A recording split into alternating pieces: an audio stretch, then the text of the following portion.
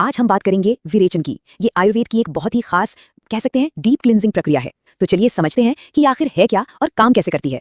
अच्छा, तो शुरुआत करते हैं प्राचीन ग्रंथों के इस कोड से। ये विरेचन के मकसद को, मतलब उसके पर्पस को बिल्कुल साफ कर देता है। सारा खेल पित्त दोष को बैलेंस करने का है। अब ये पित्त दोष क्या है और हमारे शरीर के लिए इसका क्या मतलब है, चलिए पता लगाते हैं। तो आसान भाषा में समझें तो विरेचन एक कंट्रोल्ड प्रोसेस है। इसमें खास जड़ी बूटियों का इस्तेमाल करके बॉडी को क्लीन किया जाता है। ये आयुर्वेदिक डिटॉक्सिफिकेशन का एक बहुत ही जरूरी हिस्सा है। समझिए कि ये बॉडी से टॉक्सिन्स को सेफ तरीके से बाहर निकालने का एक तरीका है। तो इस पूरे एक्सप्लेनर में हम क्या क्या कवर करने वाले हैं। पहले तो समझेंगे कि इसकी जरूरत ही क्यों पड़ती है, फिर देखेंगे कि इसका पूरा प्रोसेस क्या है, ये किसके लिए सही है, और आखिर में कैसे पता चलता है कि ये सफल रहा। चलिए तो सबसे पहले बात करते हैं क्यों की। आखिर विरेचन की जरूरत क्यों पड़ती है।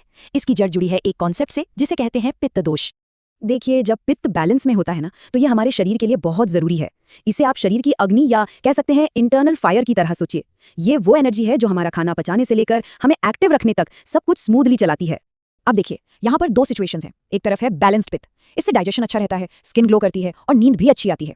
लेकिन दूसरी तरफ जब ये बिगड़ जाता है तो एसिडिटी, स्किन पर रैशेज, गुस्सा, नींद की कमी, थकान, ये सारी दिक्कतें शुरू हो जाती हैं। तो ये तो हुई क्यों की बात। अब आते हैं कैसे पर, मतलब ये पूरा प्रोसेस आखिर होता कैसे है। सबसे पहली बात जो समझनी है वो है इसका टाइम। ये कोई एक दिन का काम नहीं है। एक टिपिकल विरेचन प्रोसेस में आप मानकर चलिए 7 से 18 दिन तक लग सकते हैं। ये कोई क्विक फिक्स नहीं, बल्कि एक डीप क्लेंजिंग जर्नी है। इस पूरी जर्नी को 3 खास और बहुत जरूरी स्टेजेस में बांटा गया है और हर स्टेज का अपना एक अलग रोल है।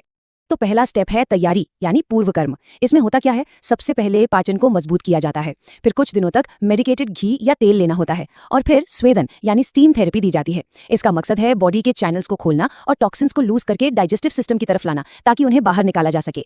इसके बाद आता है मेन प्रोसीजर का दिन, यानी प्रधान कर्म। ये वो दिन है जब एक खास हर्बल दवा दी जाती है जिससे कंट्रोल तरीके से शरीर की सफाई होती है, और ये सब एक एक्सपर्ट की कड़ी निगरानी में होता है। अच्छा, मेन क्लींजिंग के बाद आता है तीसरा और आखिरी स्टेप, पोस्ट ट्रीटमेंट केयर। अब फोकस होता है रिकवरी पर। इसमें एक स्पेशल डाइट प्लान फॉलो किया जाता है जिसमें धीरे धीरे लिक्विड से सॉलिड फूड पर आते हैं। साथ ही आराम और लाइफस्टाइल को लेकर भी कुछ गाइडलाइंस होती हैं। तो अब जब हमने प्रोसेस समझ लिया है तो अगला सवाल ये आता है कि भाई ये है किसके लिए, किसे इससे फायदा हो सकता है और किसे इससे दूर रहना चाहिए। अगर इंडिकेशंस की बात करें तो इसकी लिस्ट काफी लंबी है। स्किन प्रॉब्लम्स जैसे सोराइसिस या एक्ने, डाइजेशन से जुड़ी दिक्कतें जैसे एसिडिटी, ब्लोटिंग, मेटाबॉलिक बीमारियां जैसे हाई कोलेस्ट्रॉल, डायबिटीज और भी बहुत कुछ। ज्यादातर वो दिक्कतें जो पित्त के बिगड़ने से जुड़ी होती हैं।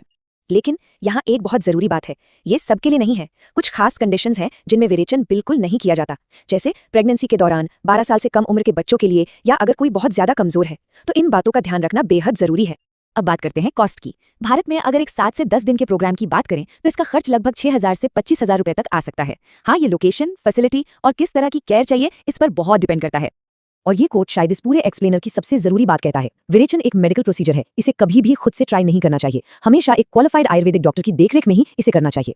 चलिए अब आखिरी सवाल पर आते हैं। ये कैसे पता चलेगा कि ट्रीटमेंट सक्सेसफुल रहा। और इसका जवाब सिर्फ इस बात में नहीं है कि कितनी बार बाउल मूवमेंट्स हुए।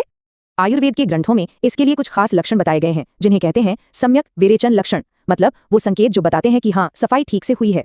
तो एक सफल प्रक्रिया के बाद क्या महसूस होता है। शरीर में हल्कापन आता है, थोड़ी थकान भी हो सकती है, मन शांत रहता है, जो हमारे 5 सेंस ऑर्गन्स हैं उनमें क्लैरिटी आती है, स्किन टोन बेहतर होता है, डाइजेशन नॉर्मल हो जाता है।